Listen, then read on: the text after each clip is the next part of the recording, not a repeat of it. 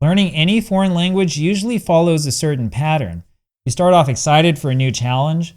After a while, though, you get bogged down with the work of memorization and trying to figure out stuff you really don't understand. In the end, the homework tasks make you resent the process, and you inevitably will lose sight of the reason you wanted to learn this language in the first place. So, believe me, I know exactly what the cycle is like. I've been through it multiple times. Every single time I learn another language, the same thing happens. I've learned a number of foreign languages, more than just one, I'll tell you that, and it's the same thing every time. You're excited at first, you attack the language with a lot of energy, and then things wind up feeling overwhelming.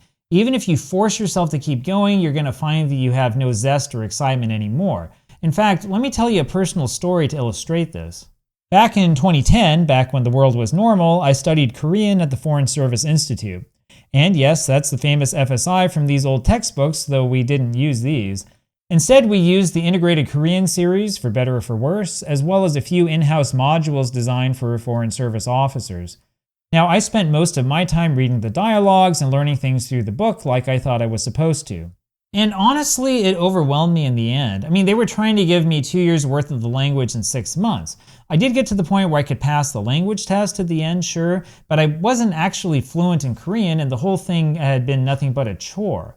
Now, in hindsight, I can recognize the signs of burnout like that were imminent, and I can also see what it was that I should have done back then. So here's a list of 5 things that I wish I had known about language learning back in those days, things that might help you when you study foreign languages today, regardless of what language it is.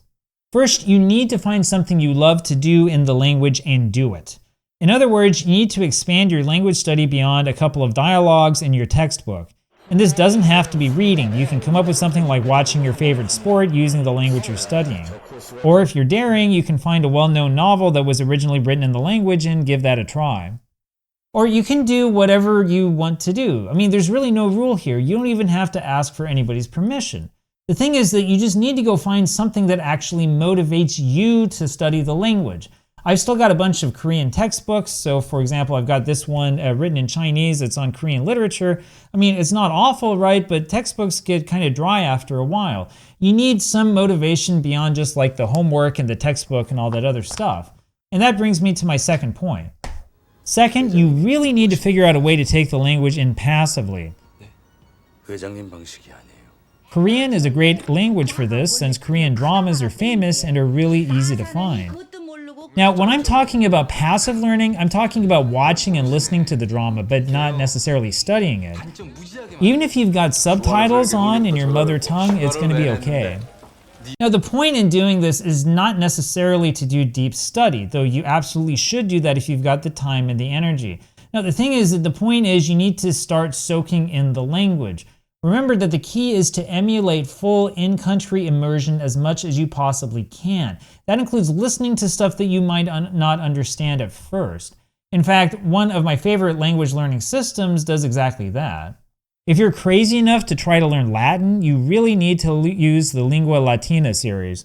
The reason is because it is a graded reader. It's one that's designed to help you discover grammatical concepts one piece at a time. The book defines Latin words by using simpler Latin words, and the system actually does work, as crazy as that sounds.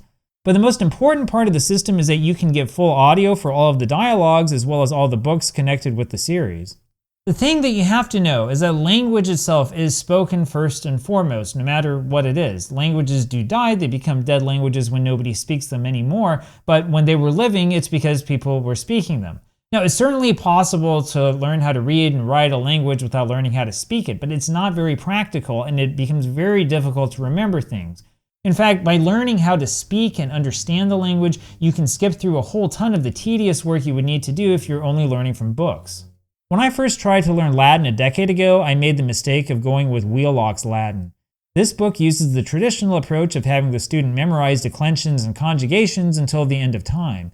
You then wind up doing a bunch of single sentence translation exercises, and that's pretty much it. And the funny thing is, it was impossible for me to get the answer book back then. I even emailed the company. I was told that it wasn't available for self-learners and that I needed to actually take a Latin course to find out the answers. It was ridiculous. Anyway, if you're learning Latin, stay far, far away from Wheelock's waste of time. It's a horrible approach and it just doesn't work. Besides, it's a lot more interesting to actually read a text than to just look at a crappy textbook. While Wheelox does offer a few similar features, the reader just is not designed for new learners. And so you wind up memorizing verb forms in the abstract instead of letting the language live. Now, I don't know of any Latin like television dramas or whatever, but if there were any, I would make sure to watch them. That's because language is a lot more interesting and engaging when you actually listen to real people speaking it. Memorizing endless lists of special verbs that take the dative case is a lot different than watching a gripping drama. Plus, the nice thing about material that includes the spoken word is that you can put it into computer flashcards, and that brings me to my third piece of advice. Third, use a spatial language learning program like Anki. Anki is not perfect, and there are other programs out there, and honestly, I haven't tried any of them. However, you really need to take advantage of any program like this, whether it comes in one form or the other. In the day of Anki, flashcards are really dead, and you're missing out if you're not using this kind of software. You see, you don't automatically memorize things like foreign language phrases and words and whatnot, but if you're using an algorithm like the one that Anki provides, you can set it up so that you'll see the words, the phrases, the sentences, and whatever else you put in there on a graded basis. In other words, the program will show you the words, the sentences, whatever else you put into it on a regular basis, and will adjust how often you see things depending upon how well you do. So if you get it wrong, you put down you got it wrong. If you get it right, you put down you got it right.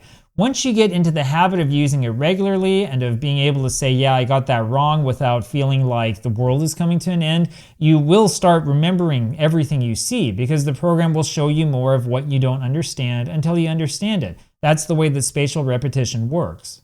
Now, if you want a shortcut, you can go download a shared Anki deck, but the quality of these decks is not great and you're really missing out by not actually studying the stuff yourself. Ideally, you want to learn something like a grammatical concept or vocabulary first and then make the Anki card after you learned it. Or in other words, Anki does not actually replicate the act of actually learning the language. You've got to put in that effort and that work yourself. If you don't do it, it will not work. Trust me on this one, I've tried doing it that way, it doesn't work. You have to actually learn the language.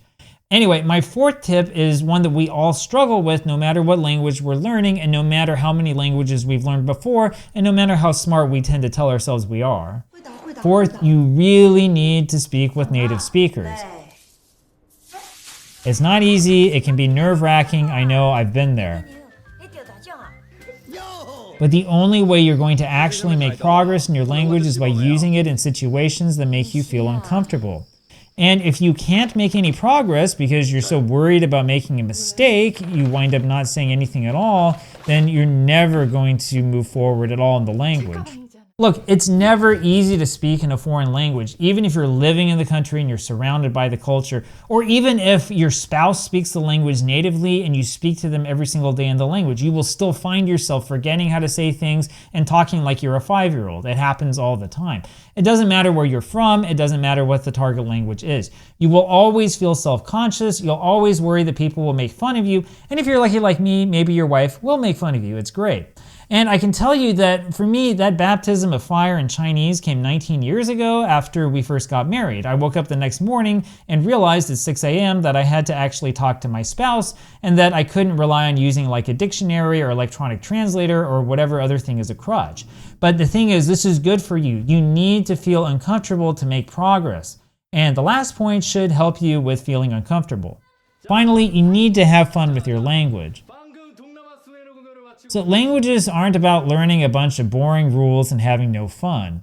They're also not about reading a bunch of boring and stiff dialogues that don't really bring you anything. And language learning is absolutely not about spending a bunch of money on an overpriced and overhyped service. So it's all about having fun with the language. You're learning the language likely not because you have to, but because you actually want to. So you should do something like buy like a comic book, right? Like this one I got in Korean that I haven't spent enough time reading. Spend some time doing things you actually want to do with the language. And for heaven's sake, make sure that you exhaust all of your free options before you start spending big money on online services that are not helpful and that do not take you beyond the beginner's level. Trust me, again, on that one, I've done it. There's a lot of garbage tier language learning slop out there. Don't fall for the ridiculousness.